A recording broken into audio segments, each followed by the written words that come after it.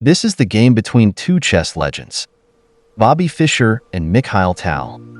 In this game, Bobby Fischer had white pieces and he started with e4. Tal played c5 Sicilian defense. Knight to f. Pawn takes pawn. Knight takes on d4. Knight to f6. Attacking pawn on e4. Knight to defending e6. Tal opted for knight or Sicilian, very powerful defense. Bishop to c4, e6. Bishop to b3. Bishop to e7. f4. Tal castled. Queen to f3. Now game transposed to Sicilian Scheveningen variation. Queen to c7. Fischer cast at king side. Tal played b5. Expanding on queen side. And also with this move, he is making room for bishop to come to b7. And Fischer was very eager to attack. He played f5. Now b4, attacking knight. Knight to a4. And now not taking, but e5, attacking knight. Knight to e2. So bishop to b7 was played. Attacking pawn.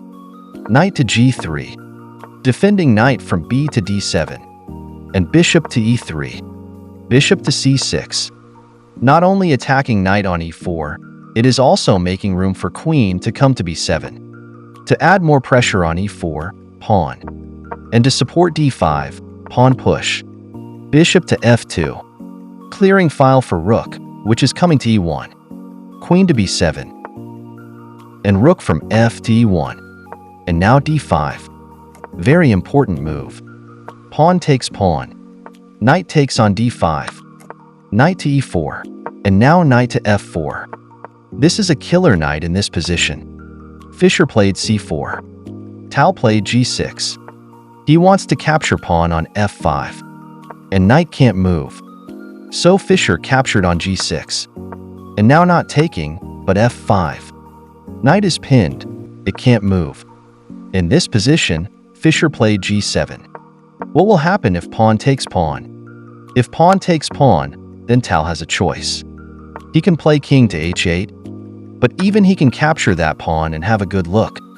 Now, queen can't take advantage of these two positions h3 and h5, because h3 and h5 are controlled by this killer knight.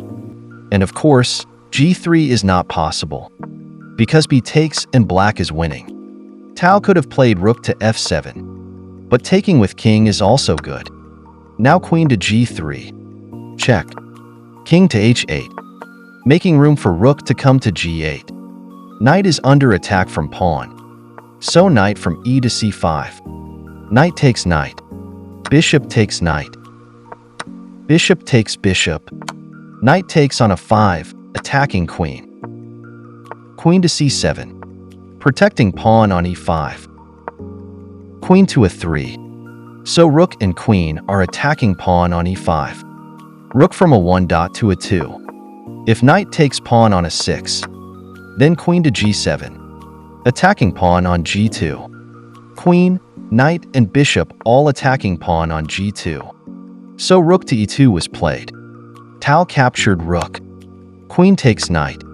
He captured with bishop on g2. And this is also discovered. Attack on knight. So Fischer captured on a6. And now queen to a7. Check. King to g2. And now Tal can capture knight. But he played rook to g8. If king to h1, then game would be ending shortly. That's why in this position, Fischer played h3. And now taking knight is possible. But Tal was confident that he can deliver checkmate. He didn't want to capture knight. Threat is queen to h6. Check. And queen to h5 is not possible because of this variation. Check. And checkmate.